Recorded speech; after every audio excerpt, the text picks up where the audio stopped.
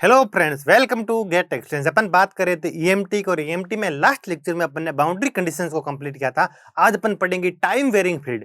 Time varying field में Maxwell equation किस प्रकार से चेंज होती हैं, कौन सी मैक्सवेल इक्वेशन चेंज होगी, कौन सी नहीं होगी, उसकी बात करने वाले हैं। आज अपन बात करेंगे टाइम वेरिंग फील्ड्स की। तो आज आप हेडिंग डालो टाइम वेरिंग फील्ड्स। कैसी फील्ड होनी आज अपन कैसी फील्ड की बात करेंगे जो टाइम के साथ क्या हो रही है, वेरी हो रही है। आज अपन बात करेंगे टाइम वेरिंग फील्ड्स की बात करेंगे। कैसी फील्ड्स की बात करेंगे? आज अपन बात करेंगे टाइम वेरिंग फील्ड्स। अपन के पिछले जो भी सेशन थे उसके अंदर अपने ओनली स्टैटिक फील्ड्स की बात की थी। आज अपन बात करने वाले हैं टाइम वेरिंग फील्ड की। और टाइम वेरिंग फील्ड्स के अंदर कौन कौन सी मैक्सवेल इक्वेशन चेंज होती हैं और कौन कौन सी जो अपन स्टैटिक में पढ़ रखी थी वो सेम रहती हैं, उसकी बात करने वाले हैं। फर्स्ट अपन ने पढ़ा था स्टैटिक में, अपन ने पढ़ा था एक गोस्ट लॉ पढ़ा था। कौन सा लॉ पढ़ा था? एक अपन ने पढ़ा था गोस्ट लॉ पढ़ा था। वो Gauss law time varying field के लिए ही सेम रहेगा, उसमें कोई चेंजेस नहीं आएगा। वो स्टैटिक के लिए भी वैलिड है, वो टाइम वेरिंग फील्ड के लिए भी वैलिड है। अपन का गोस्ट लॉ क्या कहता था? Net flux leaving any close surface इन क्या था? Net leaving flux any close surface S equal to total charge enclosed by that close surface. यानी उस क्लोज सरफेस के अंदर टोटल चार्ज के सम के इक्वल होता था। ये इक्वेशन अपन की सेम रहेगी। टाइम वेरिंग फील्ड्स के अंदर भी यही इक्वेशन वैलिड है। चाहे टाइम वेरिंग हो चाहे स्टैटिक हो, गोस्ट लॉ में कोई चेंजेस नहीं होगा, ये आपको पता होना चाहिए। और इसका आपको पता है पॉइंट फॉर्म मैंने वहां पर निकला था, डेल डॉट डी क्या होता था? रो वी होता था। क्या होता था? रो वी। ये इसका पॉइंट फॉर्म, वो इसका डिफरेंशियल फॉर्म आ गया। ये दोनों के दोनों फॉर्म टाइम वेरिंग फील्ड के लिए भी वैलिड रहेंगे। आई होप यहां तक आपको समझ आ गया होगा। स्टैटिक में भी अपन का गोस्ट लॉ वैलिड था और टाइम वेरिंग फील्ड के लिए भी गोस्ट लॉ वैलिड है, ये आपको पता होना चाहिए। देखो टोटल कितनी मैक्सवेल इक्वेशन पढ़ी थी अपन ने? 4 मैक्सवेल इक्वेशन पढ़ी थी, जिसमें से 2 Maxwell equation time varying field के लिए भी वैलिड हैं और 2 मैक्सवेल इक्वेशन में कुछ चेंजेज होने वाले हैं। अपन उनकी बात करेंगे बाद में, लेकिन पहले अपन को पता होना चाहिए कौन सी मैक्सवेल इक्वेशन सेम रहेगी और कौन सी मैक्सवेल इक्वेशन में चेंजेज आएंगे, उसके बारे में बात करेंगे। और सेकेंड अपन ने बात की थी कि magnetic field is A divergence less vector field. कैसी होती थी मैग्नेटिक फील्ड? कैसी होती थी? डाइवर्जेंस लेस वेक्टर फील्ड होती थी। या फिर अपन इसको ऐसे भी बोलता था net leaving flux any close surface. यानी मैग्नेटिक फील्ड के अंदर प्रेजेंट किसी भी क्लोज सरफेस से नेट लिविंग फ्लक्स की वैल्यू हमेशा कितनी होती थी? 0 होती थी।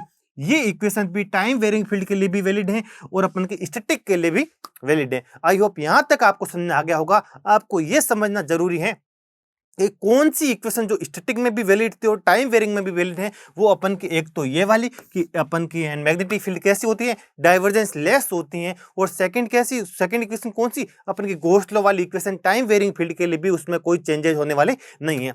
ये 2 इक्वेशन तो अपन की सेम रहेगी। पीछे बची 2 इक्वेशन। एक इक्वेशन थी कि electric field is a conservative vector field, मतलब electric field is a curl free vector field. वो ओनली स्टैटिक के लिए ही वैलिड है। अपन ने पढ़ा था कि एक अपन की गोस्ट लॉ था, एक अपन की मैक्सवेल की इक्वेशन थी कि electric field is a curl free vector field. क्या होती थी? Electric field curl free vector field थी। या फिर अपन कहते थे इसका किसी भी क्लोज पाथ एल के around close line integral always कितना होता था? 0 होता था। और अपन कहते थे electric field is a conservative vector field. ये only for static electric field के लिए ही वैलिड था। कैसी फील्ड के लिए था? Only for static electric field के लिए ही वैलिड था। टाइम वेरिंग फील्ड के लिए इस इक्वेशन में चेंजेस आने वाले हैं।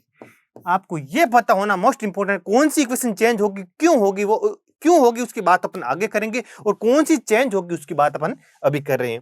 और अपन की फोर्थ इक्वेशन थी कि circulation of magnetic field around any close path L equal to total current enclose by that close surface. ये थी अपन की मैक्सवेल की चौथी इक्वेशन जो कि अपन की मैग्नेटिक फील्ड के लिए थी। इसमें भी चेंजेज आने वाले हैं। आई होप यहां तक आपको समझ आ गया होगा। और इसका पॉइंट फॉर्म अपन ने निकाला था del cross S equal to कितना था? जे था। इस इक्वेशन में भी चेंजेज आने वाले हैं और अपन की इस इक्वेशन में भी चेंज आने वाले हैं। क्या चेंज आएंगे क्या नहीं आएंगे उसके बारे में बात करेंगे। और ये इक्वेशन भी अपन की only for static magnetic field के लिए ही वैलिड है। कैसी? ये only for static magnetic field के लिए ही वैलिड है, ये टाइम वेरिंग मैग्नेटिक फील्ड के लिए इक्वेशन वैलिड नहीं है। तो अब अपन को पता होना चाहिए मैक्सवेल की दो इक्वेशन तो सेम रहेगी, टाइम चाहे वो टाइम वेरिंग फील्ड हो चाहे स्टैटिक फील्ड हो, जबकि दो ऐसी मैक्सवेल इक्वेशन है जो टाइम वेरिंग फील्ड के लिए उसमें कुछ ना कुछ चेंजेस आएंगे, उसकी बात करते हैं। अब अपन की फर्स्ट अपन पढ़ते हैं फेराडे लॉ पढ़ते हैं। क्या? फेराडे का लॉ पढ़ेंगे, उससे अपन को समझ में आ जाएगा कि क्या कौन सा पॉइंट चेंज होगा, क्या चेंज होगा, उसके बारे में अपन को आइडिया आ जाएगा। तो आप हेडिंग डालो फेराडे लॉ ऑफ, अपन बात करेंगे फेराडे लॉ की, Faraday's law of electromagnetic induction. किसकी? Electromagnetic induction. आप हेडिंग डालो Faraday's law of electromagnetic induction. इस लॉ को अपन को बड़ी डिटेल से समझना है। जब ये समझेंगे तो अपन को ये पता चलेगा कि मैक्सवेल इक्वेशन कौन सी चेंज होगी और उसमें क्या चेंज होने वाला है, उसके बाद अपन को इससे पता चल जाएगी। तो आप हेडिंग डालो Faraday's law of electromagnetic induction. तो फेराडे ने क्या किया? फेराडे ने एक एक्सपेरिमेंट किया। क्या किया? एक एक्सपेरिमेंट किया। उसने एक कंडक्टिंग लूप रखा। किसमें? इसको एक कंडक्टिंग लूप उसने रखा और उसके अंदर से पास, मान लो इसको एक मैग्नेटिक फील्ड के अंदर एक कंडक्टिंग लूप रखा। क्या रखा? अच्छे से सुनना। फेराडे ने एक कंडक्टिंग लूप था उसके पास, उसको मैग्नेटिक फील्ड के अंदर रखा। और मैग्नेटिक फील्ड के अंदर कोई लूप होगा तो इससे क्या होगा? एक क्लोज लूप हमेशा उसके अंदर क्या होती है? एक ओपन सरफेस होती है या नहीं होती है? वो बिल्कुल होती है। फेराडे ने एक क्लोज लूप लिया, तो आपको पता है क्लोज लूप के अंदर हमेशा एक ओपन सरफेस प्रेजेंट होती है। बिल्कुल होती है। इस ओपन सरफेस से क्रॉस होने वाले फ्लक्स में, मैग्नेटिक फ्लक्स में उसने क्या क्या चेंज किया, टाइम के साथ उसको चेंज किया। आई होप यहां तक आपको समझ आ गया। उसने एक कंडक्टिंग लूप लिया, तो आपको पता है कंडक्टिंग लूप के अंदर एक ओपन सरफेस हमेशा प्रेजेंट होती है। किसी भी क्लोज पाथ के अंदर हमेशा उसने एक कंडक्टिंग क्लोज लूप लिया, क्लोज पाथ लिया, तो इसके अंदर हमेशा ओपन सरफेस प्रेजेंट होगी। और इससे पास होने वाले मैग्नेटिक फ्लक्स में उसने टाइम के साथ क्या किया? चेंज किया। टाइम के साथ किसको चेंज किया? इसको पहले तो इसने मैग्नेटिक फील्ड के अंदर रख दिया और मैग्नेटिक फील्ड डेंसिटी को उसने चेंज किया टाइम के साथ। जब आपको पता है मैग्नेटिक फील्ड डेंसिटी को चेंज करेगा तो इससे पास होने वाले फ्लक्स में भी क्या आएगा? चेंजेज आएगा टाइम के साथ। आपको पता है जब मैंने आपको पढ़ाया था मैग्नेटिक फील्ड, तो मैंने बताया था मैग्नेटिक फ्लक्स क्या होता था? किसी ओपन सरफेस से पास होने वाला मैग्नेटिक फ्लक्स हमेशा अपन कैसे फाइंड आउट करते थे? बी डॉट डी एस से फाइंड आउट करते थे। किसी ओपन सरफेस से क्रॉस होने वाला मैग्नेटिक फ्लक्स क्या होता है? B dot d S. तो फेराडे ने क्या किया? एक क्लोज पाथ लिया। क्या लिया? एक क्लोज पाथ। मान लो ये क्लोज लूप ले लिया, तो क्लोज लूप के अंदर ये ओपन सरफेस बन रही है कौन सी? ये एस। इससे है ना पास होने वाली मैग्नेटिक फ्लक्स डेंसिटी में इसने क्या किया? इसने टाइम के साथ क्या कर दिया? वेरी कर दिया। बी को टाइम के साथ वेरी करेगा तो साई एम भी तो टाइम के साथ वेरी होगा। बिल्कुल। आई होप यहां तक आपको सुनना गया। इस लूप से पास होने वाले मैग्नेटिक फ्लक्स में उसने क्या किया? चेंजेज किया। कैसे चेंजेज किया? इस लूप को तो मैग्नेटिक फील्ड के अंदर फिक्स रख दिया और उसने बी की वैल्यू को टाइम के साथ क्या कर दिया? चेंज कर दिया। जब उसने बी को टाइम के साथ चेंज करेगा, बी को टाइम का फंक्शन बनाएगा, तो साई एम भी टाइम का फंक्शन होगा। बिल्कुल होगा। तो अपन का साई एम भी क्या होगा? टाइम के साथ वेरी होगा। सबसे पहले तो उसने ये बताया। आई होप यहां तक आपको समझ आ गया होगा। उसने एक कंडक्टिंग लूप लिया, उसको मैग्नेटिक फील्ड के अंदर रखा। मैग्नेटिक फील्ड के अंदर रखने के बाद उसने मैग्नेटिक फ्लक्स डेंसिटी की वैल्यू को टाइम का फंक्शन बनाया, टाइम के साथ वेरी करवाया। तो उसने देखा कि इससे इससे है ना क्रॉस होने वाले फ्लक्स भी क्या होगा? टाइम के साथ चेंज होगा। बिल्कुल। जब इसने मैग्नेटिक फ्लक्स डेंसिटी को वेरी किया, उसकी वजह से साई एम भी टाइम के साथ वेरी हुआ। तो उसने देखा कि इस कंडक्टिंग लूप है ना, ये इसके अंदर करंट फ्लो होनी स्टार्ट हो गई। उसने एक कंडक्टिंग लूप लिया और कंडक्टिंग लूप से पास होने वाली फ्लक्स डेंसिटी को चेंज किया, जिसकी वजह से साई एम में चेंजेस आएंगे टाइम के साथ। और उसकी वजह से इसके अंदर क्या होने लगी? करंट फ्लो होने लगी। एक करंट इंड्यूस हो गई इस क्लोज लूप में।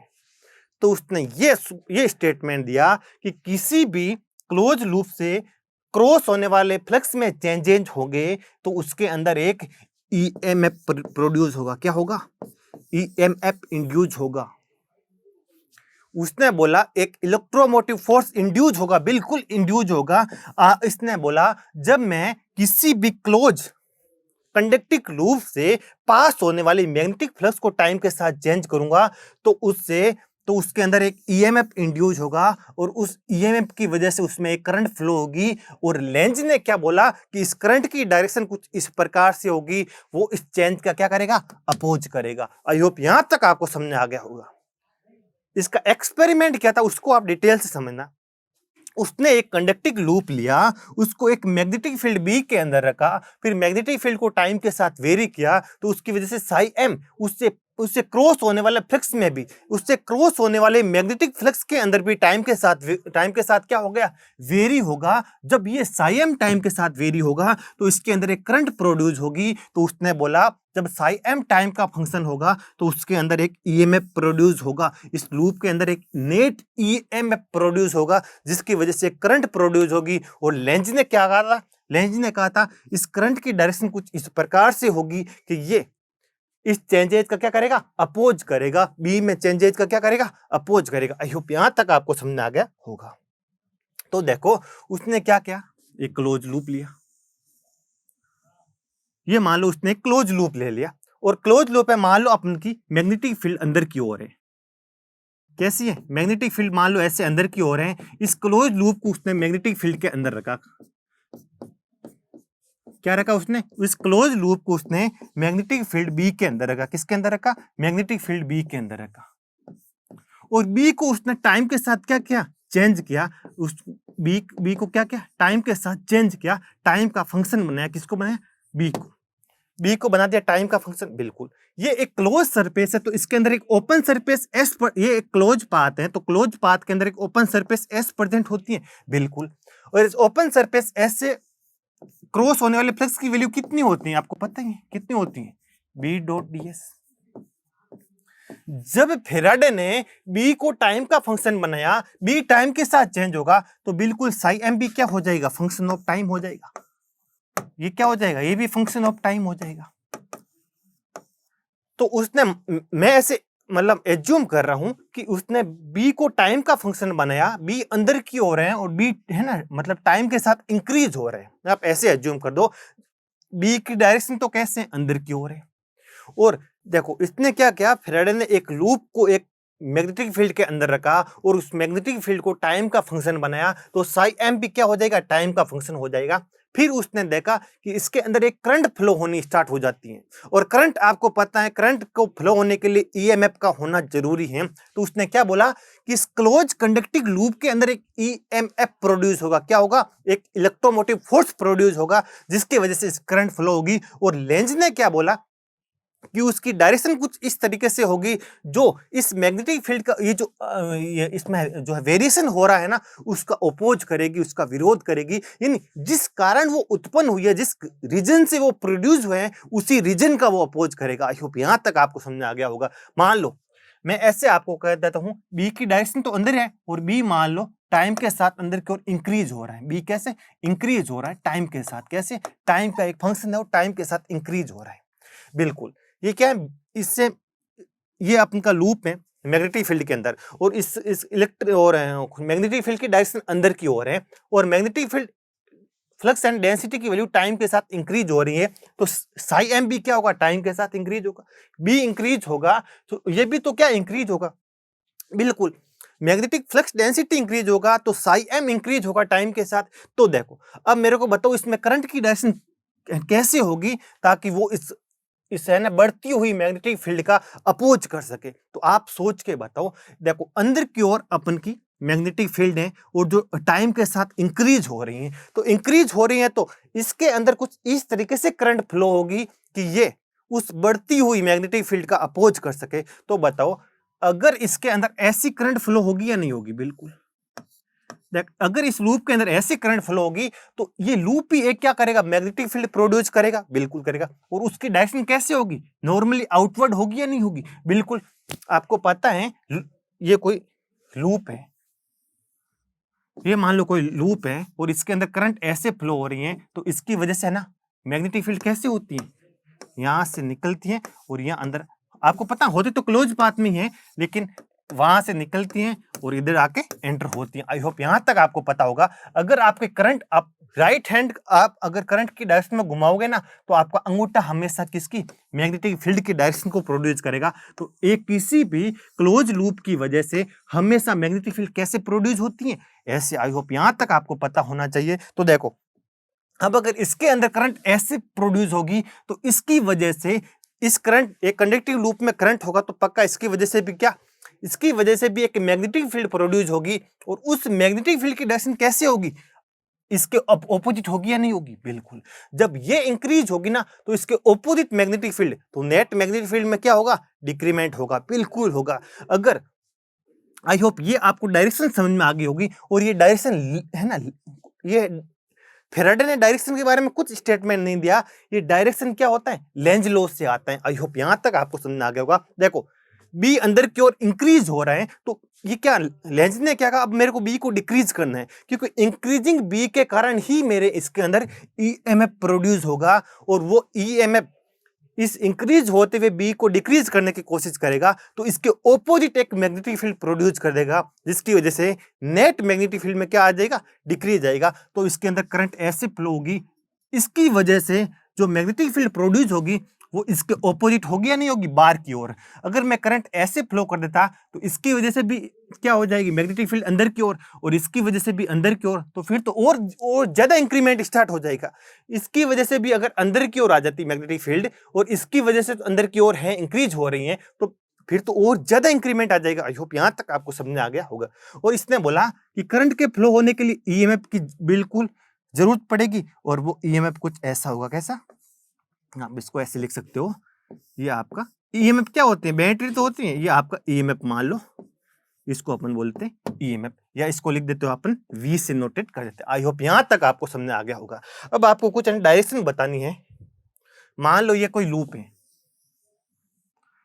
ये ऐसे किसी मान लो ऐसे किसी एक मैग्नेटिक फील्ड के अंदर रखे हुए हैं, क्या ये कोई एक लूप है, कंडक्टिंग लूप है, जो किसी मैग्नेटिक फील्ड के अंदर मान लो ऐसे रखा हुआ है। इसका मतलब तो आपको पता है मैग्नेटिक फील्ड क्या है, नॉर्मली आउटवर्ड है। कैसे है, नॉर्मली आउटवर्ड है। अपने की मैग्नेटिक फील्ड कैसे है, नॉर्मली आउटवर्ड है।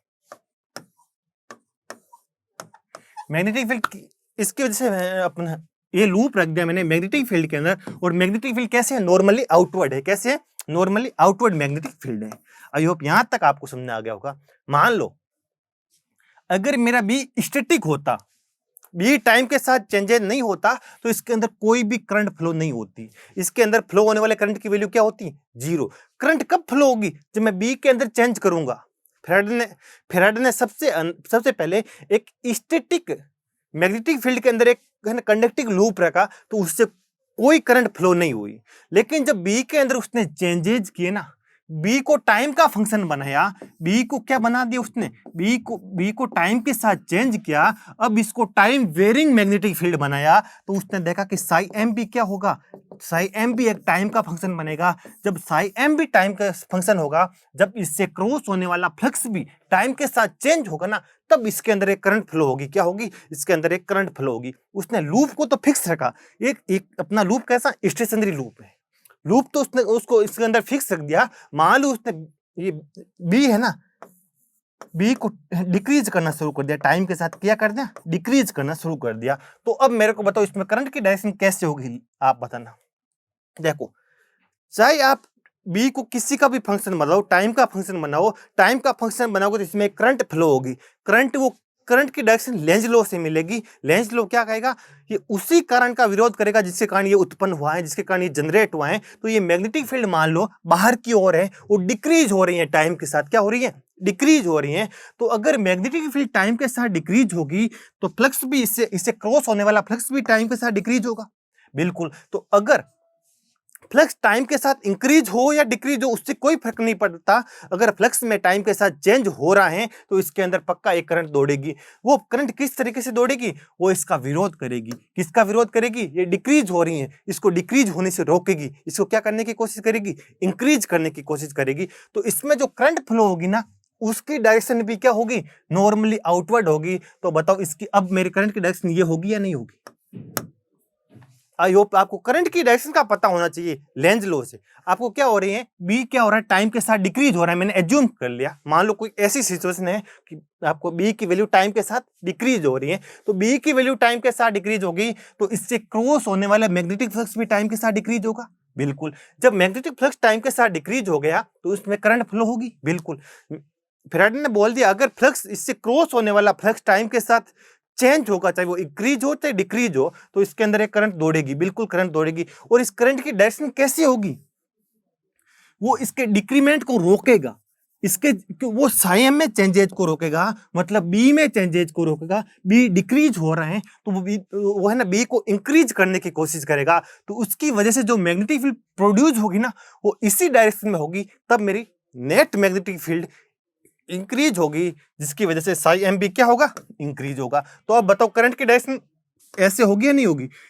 सॉरी ऐसे तो अंदर की ओर हो जाएगी, सॉरी मैंने रॉन्ग डायरेक्शन बना दी। अब बताओ मेरी करंट की डायरेक्शन कुछ ऐसे होगी या नहीं होगी? देखो अब इसकी वजह से नॉर्मली आउटवर्ड, ये भी क्या नॉर्मली आउटवर्ड, ये टाइम के साथ क्या हो रही थी, डिक्रीज हो रही थी। अब इसकी वजह से भी बाहर की ओर आ जाएगी, इसके डिक्रीमेंट को ये क्या करने की, रोकने की कोशिश करेगी। आई होप यहां तक आपको समझ में आ गया होगा। तो देखो ऐसे आ रहे हैं ना, तो यहाँ पर मेरा और करंट के फ्लो होने के लिए ईएमएफ की जरूरत पड़ेगी या पड़ेगी? बिल्कुल, ये मेरा नेगेटिव, ये मेरा पॉजिटिव, और ये मेरा ईएमएफ क्या हो गया, वी हो गया। आई होप यहां तक आपको समझ में आ गया होगा।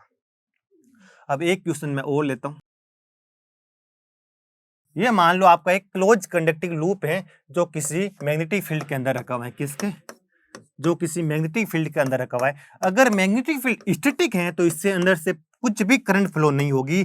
अगर मैग्नेटिक फील्ड को मैं टाइम के साथ चेंज करूंगा ना, तब इसके अंदर से क्या होगी, करंट फ्लो होगी। क्या होगी, करंट फ्लो होगी। देखो मैग्नेटिक फील्ड क्या है, नॉर्मली इनवर्ट है। मान लो मैग्नेटिक फील्ड टाइम के साथ डिक्रीज हो रही है, क्या हो रही है, टाइम के साथ डिक्रीज हो रही है। जब मैग्नेटिक फील्ड, ये मेरा लूप क्या है, लूप स्टेशनरी है, और मैग्नेटिक फ्लक्स डेंसिटी क्या हो रही है, टाइम के साथ डिक्रीज हो रही है। तो बताओ मेरी करंट की डायरेक्शन कैसे होगी, ये डिक्रीज हो रही है, इस डिक्रीज की वजह से ही करंट प्रोड्यूस होगी, और वो करंट इसके डिक्रीमेंट को रोकेगा, मतलब उसको बैलेंस करने की कोशिश करेगा। ये तो डिक्रीज हो रही है, ये इसके चेंजेस का अपोज करेगा। ये सोचेगा कि बी में कोई चेंज नहीं हो, बी के चेंजेस का क्या करेगा, अपोज करेगा। तो बताओ इसकी वजह से भी अपन की फील्ड कैसी होनी चाहिए, अंदर की ओर ही होनी चाहिए। अब मेरी करंट की डायरेक्शन कैसे होगी, ऐसे। ये क्या हो रही है, डिक्रीज हो रही है, ये डिक्रीमेंट को रोकने की कोशिश करेगा, तो इसकी वजह से भी अपन की फील्ड कैसे होगी, अंदर की ओर होगी। बिल्कुल अंदर की। आई होप यहां तक आपको समझ आ गया होगा। तो अब बताओ, अब मेरा ईएमएफ की पोलरिटी कैसे होगी, ईएमएफ की पोलरिटी कुछ ऐसे होगी। ये मेरा पॉजिटिव, ये मेरा नेगेटिव, ये मेरी पोलरिटी, और ये इसमें करंट की डायरेक्शन होगी। आई होप आपको लेंज लॉ भी समझ में आ गया होगा। लेंज लॉ क्या कहता है, इसके अंदर करंट की डायरेक्शन कैसे होगी, उसकी बात अपन को लेंज लॉ से पता चलता है। देखो एक क्वेश्चन अपना और बताते हैं। मान लो ये कोई एक इनफिनाइट करंट कैरिंग वायर है। क्या है, इनफिनाइट करंट कैरिंग वायर है, और यहां मैंने एक लूप रख दिया। क्या रख दिया, एक लूप रख दिया, और ये आई को मैंने है ना टाइम के साथ क्या कर दिया, इंक्रीज करने की कोशिश की। क्या, आई को टाइम के साथ इंक्रीज करने की कोशिश की। तो आपको पता है इनफिनाइट इसके है ना current current carrying conducting wire की वजह से इसके इसके चारों ओर क्या होती है, मैग्नेटिक फील्ड। मैग्नेटिक फील्ड की डायरेक्शन कैसी होगी, यहां देखूंगा तो क्या होगी, नॉर्मली इनवर्ड होगी या नहीं होगी? बिल्कुल होगी। यहां पर क्या होगी, नॉर्मली इनवर्ड फील्ड होगी या नहीं होगी? बिल्कुल।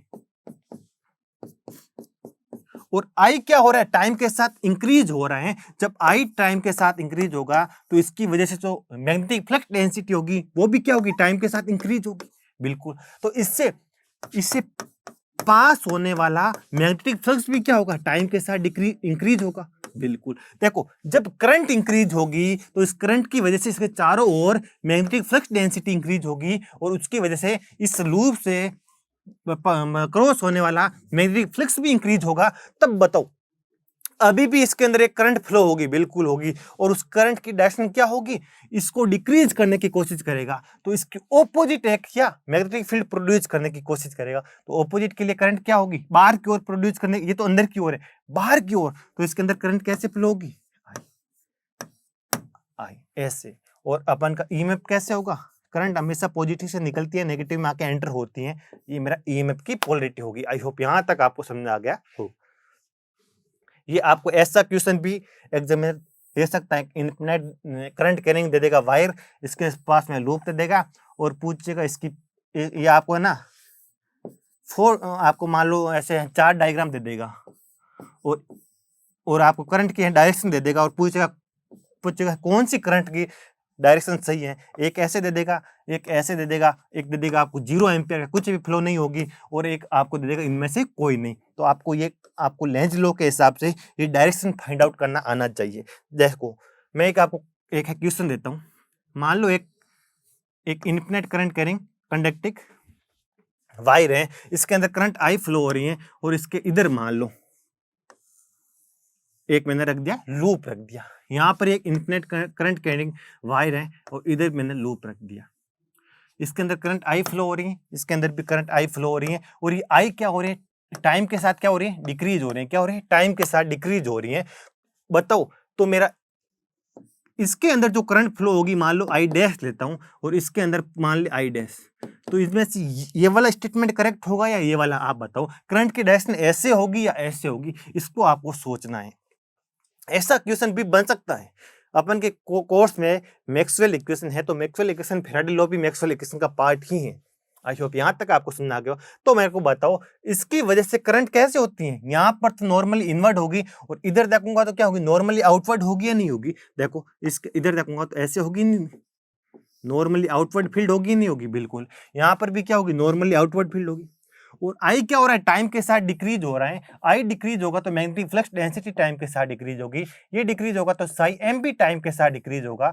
ये साई एम डिक्रीज होगा तो ये इसको ये वाली करंट है ना, इंड्यूस करंट, इसको इंक्रीज करने की कोशिश करेगा। तो इसकी वजह से भी इंड्यूस करंट आई डैश की वजह से जो मैग्नेटिक फील्ड प्रोड्यूस होगा वो इसी डायरेक्शन में ही होना चाहिए।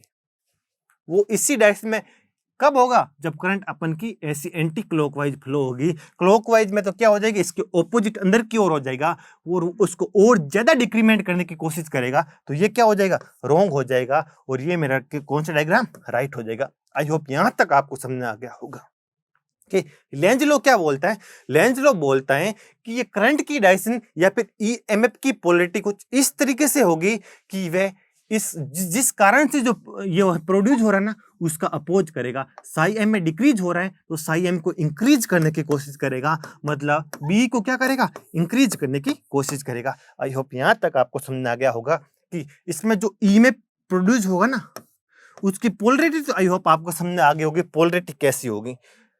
यहां तक आई होप आपको समझ आ गया होगा। उस पोलरिटी का मैग्नीट्यूड क्या होगा, उस ये जो ई में हो रहा है ना, प्रोड्यूस हो रहा है ना ईएमएफ, इसके क्लोज पाथ में जो ईएमएफ प्रोड्यूस हो रहे हैं, इसको अपन ऐसे ही तो बोलते हैं, net EMF produce in close path. क्या यही तो होता है ईएमएफ। ये स्टैटिक फील्ड के अंदर ये कितना होता था, हमेशा 0 होता था, लेकिन टाइम वेरिंग फील्ड के अंदर क्या हो जाएगा, d psi m upon dt with negative sign. ये negative sign due to Lenz law. Lenz law के कारण ये क्या आ गया, नेगेटिव साइन आ जाएगा और डी साइन अपॉन dt के इक्वल आ जाएगा। यानी ये अपन का हो गया फैराडे लॉ। क्या हो गया, फैराडे लॉ। फैराडे ने क्या बोला, जब किसी भी क्लोज कंडक्टिंग लूप से पास होने वाले मैग्नेटिक फ्लक्स टाइम के साथ अगर चेंज होगा तो इसके अंदर एक नेट ईएमएफ इंड्यूस होगा। और ये स्टैटिक के केस में कितना होता था, 0 होता था, लेकिन टाइम वेरिंग के केस में नॉन 0 होगा और इसकी value d psi m upon dt के इक्वल होगी। और विथ नेगेटिव साइन, ये negative sign due to Lenz law. ये किसकी वजह से आ गया, लेंज लॉ की वजह से नेगेटिव साइन आया होगा। आई होप यहां तक आपको समझ आ गया होगा। Negative sign due to Lenz law. और किसी भी क्लोज कंडक्टिंग लूप को मैग्नेटिक फील्ड के अंदर रखेंगे तो उससे क्रॉस होने वाले मैग्नेटिक फ्लक्स अगर टाइम के साथ चेंज होगा तो उसके अंदर एक नेट ईएमएफ प्रोड्यूस होगा। उस क्लोज लूप के अंदर, क्लोज लूप एल के अंदर एक नेट ईएमएफ पक्का इंड्यूस होगा और जिसकी value d psi m upon dt के इक्वल होगी। आई होप यहां तक आपको समझ आ गया होगा। देखो E डॉट dl की value net induce EMF in any conducting close loop, किसी भी मैग्नेटिक फील्ड के अंदर रखे हुए कंडक्टिंग क्लोज लूप के अंदर इंड्यूस नेट ईएमएफ की वैल्यू किसके इक्वल होती थी, minus d psi m upon dt। और आपको पता है कि minus d by d t, और इसकी वैल्यू किसके इक्वल होती थी, आपको पता है बी डॉट डी एस की इक्वल होती थी। अगर ये मेरा क्लोज लूप है, किसी मैग्नेटिक फील्ड बी के अंदर रखा हुआ है, किसके अंदर, मैग्नेटिक फील्ड बी के अंदर रखा हुआ है, तो इससे जो भी ये क्लोज लूप है, क्लोज लूप के अंदर ओपन सरफेस प्रेजेंट होती है, मान लो ये ओपन सरफेस एस है, और इससे निकलने वाले फ्लक्स की वैल्यू कितनी होती है, बी डॉट डी एस, यही तो होती थी बिल्कुल। अपन यहां पर ओनली ट्रांसफॉर्मर ईएमएफ की बात करेंगे। कैसे, यहां अपन ओनली ट्रांसफॉर्मर ईएमएफ की बात करेंगे। मतलब इसका मतलब यह है कि मैग्नेटिक फ्लक्स डेंसिटी टाइम का फंक्शन होगा, लूप कैसा होगा, स्टेशनरी लूप होगा। देखो, मैं किसी क्लोज लूप से चेंज होने वाले फ्लक्स को, सॉरी, किसी क्लोज कंडक्टिंग लूप से क्रॉस होने वाले फ्लक्स के अंदर टाइम के साथ चेंज बहुत तरीके से हो सकता है। जब मैंने लूप को भी घुमाना चालू कर दिया, लूप के एरिया को भी टाइम का फंक्शन बना दूं, बी को कांस्टेंट रखूं, फिर भी मेरा साई एम के अंदर चेंज आ जाएगा, और फिर भी मेरा नेट इंड्यूस ईएमएफ प्रोड्यूस होगा ही होगा। जब मैंने बी को भी टाइम का फंक्शन बना दिया और उसके एरिया को भी टाइम का फंक्शन बना दिया, फिर भी मेरा ईएमएफ इंड्यूस होगा। लेकिन हम अपन ओनली ट्रांसफॉर्मर ईएमएफ की ही बात करेंगे। ट्रांसफॉर्मर ईएमएफ के मतलब होता है कि लूप आपका फिक्स है, लूप में आप कोई चेंजेस नहीं करो, नहीं तो उसका एरिया को कम या ज्यादा करो, ना उस लूप को घुमा रहे हो, कुछ भी नहीं कर रहे हो, लूप आपका स्टेशनरी है, और उससे क्रॉस होने वाली मैग्नेटिक फ्लक्स क्या हो रही है, टाइम के साथ चेंज हो रही है। तो अपन उसी केस की बात करेंगे, और उसको बोला जाता है ट्रांसफॉर्मर ईएमएफ। क्या बोला जाता है, ट्रांसफॉर्मर ईएमएफ। और जब आपका इसके अंदर तो क्या हो जाएगा, बी आपका फंक्शन हो जाएगा टाइम का, और आपका लूप क्या हो जाएगा, फिक्स हो जाएगा। क्या हो जाएगा, लूप आपका फिक्स हो जाएगा, लूप मैग्नेटिक फील्ड के अंदर एक फिक्स हो जाएगा, लेकिन बी क्या हो जाएगा, टाइम का फंक्शन हो जाएगा। आई होप यहां तक आपको समझ आ गया होगा। एक होता है मोशनल ईएमएफ। क्या होता है, मोशनल ईएमएफ, जिसके अंदर आपका बी आपका है कांस्टेंट होता है, स्टैटिक आपका स्टैटिक फील्ड होती है, और आपका लूप क्या हो रहा है, चेंज हो रहा है, लूप का एरिया भी चेंज हो रहा है, और लूप घूम भी रहा है, लूप में कुछ वेरिएशन हो रहा है, तो उसकी वजह से क्या होगा, मोशनल ईएमएफ होगा। लेकिन जब अपन ये सोचते हैं कि लूप फिक्स है और बी चेंज हो रहा है, तो उसको बोलते हैं ट्रांसफॉर्मर ईएमएफ, और अपन इसी की ही बात करेंगे। आई होप यहां तक आपको समझ आ गया होगा। अब देखो, एरिया में तो टाइम के साथ कुछ भी चेंज नहीं हो रहा है, लूप मेरा फिक्स है, तो एरिया मेरा क्या हो जाएगा, टाइम का फंक्शन नहीं होगा, नेगेटिव का नेगेटिव साइन। और आपको पता है जब डिफरेंशिएशन अंदर जाता है तो क्या बन जाता है, पार्शियल डिफरेंशिएशन बन जाता है। तो यहाँ क्या बन जाएगा, del B upon del t dot ds. अपन के डीएस तो क्या है, कांस्टेंट है, क्योंकि अपन का यहाँ पर लूप क्या है, फिक्स है, तो लूप का एरिया भी क्या होगा, फिक्स होगा, टाइम का फंक्शन नहीं होगा। टाइम का फंक्शन ओनली क्या है, बी है, तो बी के साथ आ गया del B upon del t. I hope यहां तक आपको समझ आ गया होगा। अपन बात कर रहे हैं ओनली ट्रांसफॉर्मर ईएमएफ की ही बात कर रहे हैं। आई होप यहां तक आपको समझ आ गया होगा। मोशनल ईएमएफ की ही अपन बात करेंगे, लेकिन जब मैं अच्छे से क्वेश्चन लूंगा, जो प्रीवियस इलेक्ट्रिकल में क्वेश्चन आ रखा है मोशनल ईएमएफ का, उसकी बात करूंगा, तब आपको पूरा का पूरा मोशनल ईएमएफ का कंसेप्ट समझाऊंगा। अभी अपन ओनली ट्रांसफॉर्मर ईएमएफ की बात करते हैं, जिसके अंदर अपना लूप फिक्स होता है, और उससे क्रॉस होने वाली मैग्नेटिक फ्लक्स डेंसिटी क्या होती है, टाइम के साथ वेरी होती है। और अगर मैं इधर मैं अगर स्टोक थ्योरम यूज करूंगा, तो स्टोक थ्योरम अपन को क्या बोलेगा, यही तो बोलेगा, del cross E dot d S, यही तो बोलते हैं अपन का। स्टोक थ्योरम के हिसाब से ये लिख सकता हूँ, नहीं, del cross E dot d S, और इसको मैं आपस में कंपेयर करूंगा, तो मेरी इक्वेशन क्या बन जाएगी, del cross E equal to minus del B upon t टी। आई होप यहां तक आपको समझ आ गया। और ये अपने फैराडे लॉ हो गया पॉइंट फॉर्म में, मतलब एक टाइम वेरिंग मैग्नेटिक फील्ड एक स्पेस वेरिंग इलेक्ट्रिक फील्ड को प्रोड्यूस करती है। आप इसको ऐसे भी समझ सकते हो। आई होप यहां तक आपको समझ आ गया होगा। मतलब एक टाइम वेरिंग मैग्नेटिक फील्ड एक स्पेस वेरिंग, कैसे, ये स्पेस का फंक्शन होता है, इसका मतलब आपको पता है, अपन ऐसे ही तो कहते हैं डेल बाई डेल एक्स, ये स्पेस के साथ चेंज हो रही है। मतलब एक टाइम वेरिंग मैग्नेटिक फील्ड एक स्पेस वेरिंग इलेक्ट्रिक फील्ड का सोर्स होती है। क्या, एक टाइम वेरिंग मैग्नेटिक फील्ड एक स्पेस वेरिंग इलेक्ट्रिक फील्ड का क्या होती है, सोर्स होती हैं। आई होप यहाँ तक आपको समझ में आ गया होगा। और इसका ऑपोजिट भी होता है, एक टाइम वेरिंग इलेक्ट्रिक फील्ड एक स्पेस वेरिंग मैग्नेटिक फील्ड का सोर्स भी होता है। ऊपर बात आगे करेंगे, लेकिन यहाँ से आपको पता होना चाहिए कि एक टाइम वेरिंग मैग्नेटिक फील्ड एक स्पेस वेरिंग, क्या ये स्पेस है, स्पेस वेरिंग इलेक्ट्रिक फील्ड का क्या होती है, सोर्स होती है। ये इसको बोला जाता है फेराडेज लॉ। क्या बोला जाता है, फेराडेज लॉ। आई होप यहाँ तक आपको समझ में आ गया होगा। ये इसका पॉइंट फॉर्म है और ये क्या हो जाएगा, E dot d L minus d psi m upon d t. ये इसका हो गया डिफरेंशियल फॉर्म। आई होप यहाँ तक आपको समझ में आ गया होगा। और ये अपन का फेराडे लॉ होता है कंप्लीट। तो देखो अपन के स्टैटिक, देखो अपन स्टैटिक फील्ड पढ़ते थे तो उस टाइम तो अपन क्या बोलते थे, ई डॉट डी एल ऑलवेज किसके इक्वल होता था, जीरो के इक्वल होता था। ये स्टैटिक के केस में होता है। और टाइम वेरिंग के केस में अपन के कैसे चेंज होगा, ई डॉट डी एल किसके इक्वल हो जाएगा, वो हो जाएगा minus D sine upon d T की। ये चेंजेज आ गई आपकी मैक्सवेल इक्वेशन में। और स्टैटिक केस में पॉइंट फॉर्म क्या होता था, डेल क्रॉस ई कितना होता था, जीरो होता था। इधर कितना हो जाएगा, del cross E equal to minus del B upon del t के इक्वल हो जाएगा। आई होप ये चीज आपको समझ आ गई होगी। ये ओनली स्टैटिक के केस में था और ये किस में था, टाइम वेरिंग के केस में। ये स्टैटिक के केस में है और ये किस में, टाइम वेरिंग के केस में। आई होप यहाँ तक आपको समझ में आ गया होगा।